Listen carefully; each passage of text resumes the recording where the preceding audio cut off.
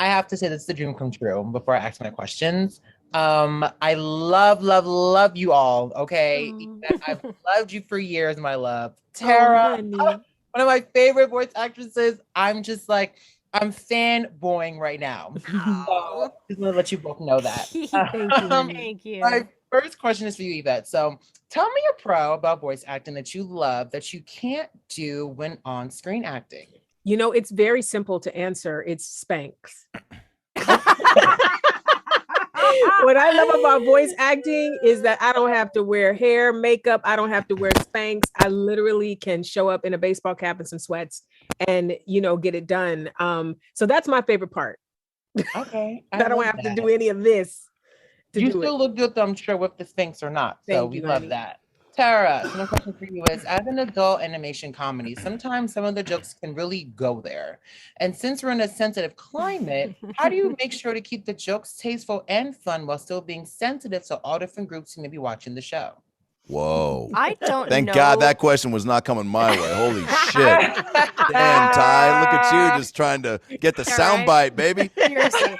Well, I'm going to say that I don't know that Crossing Swords really handles tasteful very well. Fuck no. Especially, Adam, in your famous peach scene. I don't know The cum how peach, yeah, the cum peach, tasteful yeah. that was. Peach was But I do think when there's an adult comedy that's irreverent, that is making fun of all the problems in society, as long as we make fun of everybody and we know it's making fun of them, that's okay. Like when I think about other adult comedy shows that I've done, like Drawn Together, for instance, it would be very challenging to do that today. I love doing that show so much.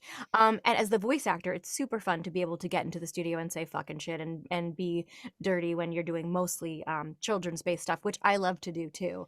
But I do think that in order for it to be successful, there has to be an element of intelligence. It can't just be all sex, all Right. dirty shit without intelligence behind it. And of course, anything that Seth Green and Stupid Buddy does has that element to it. I mean, they're Yeah. very, very clever. Yeah. And also, we don't write the lines. And I don't think on this show, I have had the experience on other shows where I'm like, I think this is too far, or I don't feel Yeah. comfortable saying this Anne Frank joke. Whoa. But I don't think Right. that we've had that experience on Crossing Swords. I think they've been pretty conscientious about making it primarily ridiculous sex jokes. And I don't know that I've had a moment. Do you guys where you're like, oh, I don't want to say that? I think it's been. No, No, my one note was there's not enough Anne Frank jokes. So like I didn't No.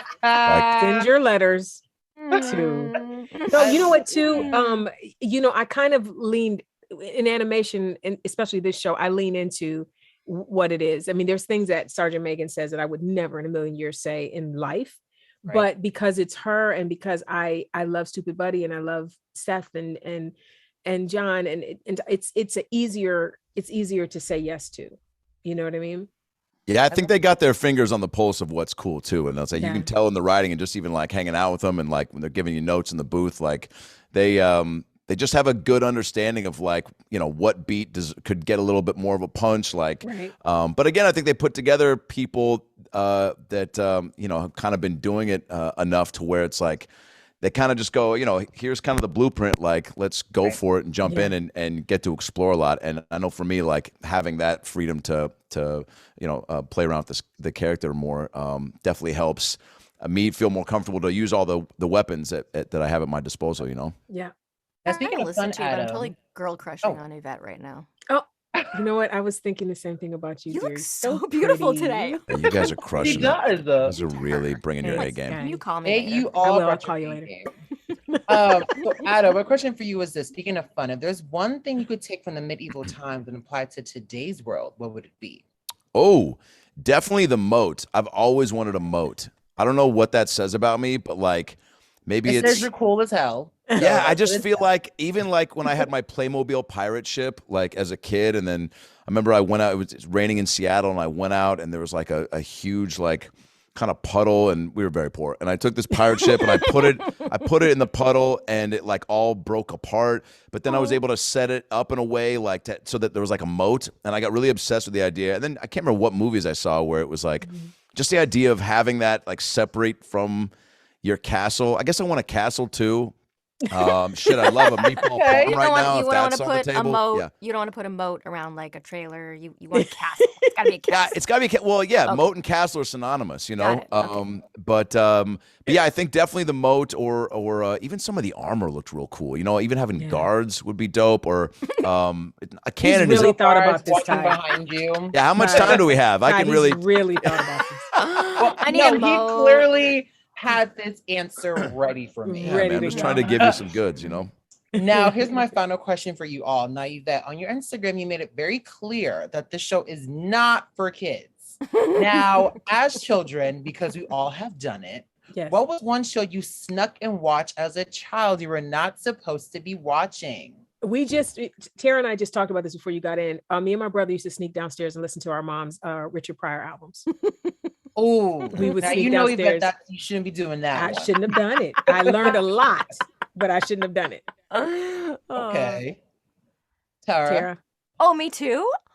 Oh my God. I mean, could it be time to like confess some shit right now? Confess Yeah, it, please. girl. Oh my God. I mean, Open we're up, save confessing. space. Where's my tea? Let's Ugh. confess. Oh my God, I watched all two-handing kind, it. I watched all kind of shit, but probably the worst thing that I shouldn't have done is my dad. This is the first time I've ever spoken about this, so Ooh, maybe this is TMI. good. But he had a collection of like vintage Playboys, and as a little girl, I would just sneak downstairs and look at it all, and oh my God, I was so fascinated by it. I loved it. So it's not necessarily a show that I shouldn't have watched, but it's some pictures I It shouldn't was have like gathered art up. then. Yeah. Though. Like Art. Playboy You was know what? art. And I remember Yeah, they were too, classy like, the photos little- back then. And Mhm. also there was animated stuff like There Smurfs was. having sex with strawberry shortcake. Well, Really? yeah, and let's be honest, that's Wow. still hot. Adam, what about you before we wrap this up? You know, there was a show on Nickelodeon called. Well, I mean, they said they would sneak down to listen to the Richard Pryor stuff. I would just sneak down and listen to.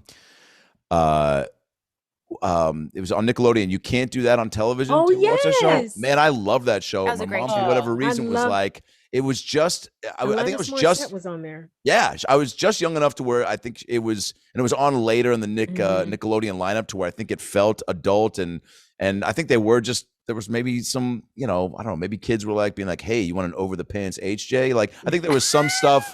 There was No, some there like was no, not. there There wasn't never that. was. No, You're right about that There was a none of kid. That was a kid's show, dude. yeah, that was a kid. But there was some material that felt a little older. But I mean, that's why even saying like that kids maybe shouldn't take a peek at this. Like I don't know, like that's part of being a kid is like finding the stuff you're not supposed to. I would rather a kid find this to watch it versus some of the YouTube rabbit holes that Right, I've seen right. my nephew I try mean, to go that's on. true too. You know I what I'm took saying? my kids to sausage party before knowing what that party was really At about. least you're giving them comedy. Like, no, not whoops, T. That That is the ending. move. That's mom of the year shit Thank right you, there. thank you, thank you.